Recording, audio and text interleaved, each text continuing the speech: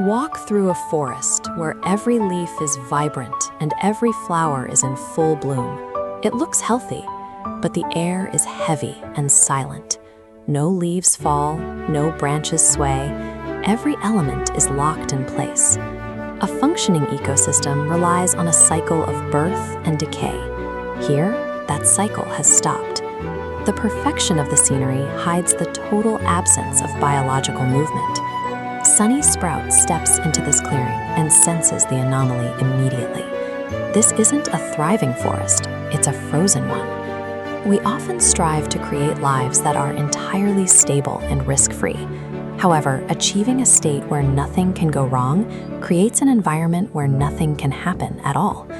We tend to view our goals as a terminal destination, a point of arrival where our systems are optimized and the effort of growth can finally end. When a system successfully eliminates all variables and locks into this optimized state, it loses the ability to process new information. It becomes a closed loop. This state of systemic stasis occurs when safety becomes the primary objective. By insulating itself from every possible threat, the system also shuts out the energy required to evolve. Reaching an ultimate finish line forces a living entity into a state of permanent suspension. Sunny approaches a tree that appears robust and healthy, asking why it has stopped producing new buds. The tree argues that further effort is unnecessary. It has reached a state of sufficient health, and it sees no reason to expend energy on further expansion.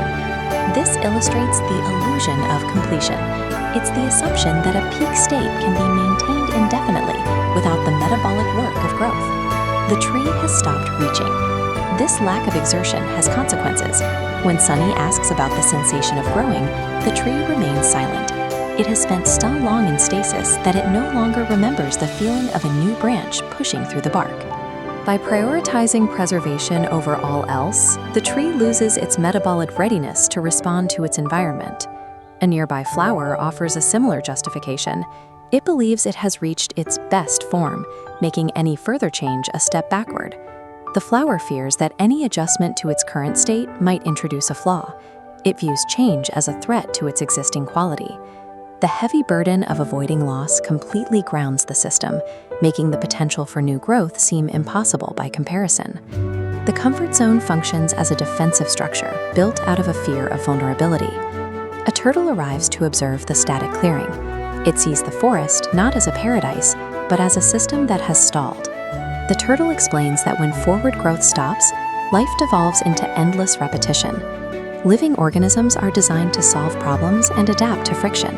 Without challenges to meet, the mechanisms that sustain life begin to atrophy.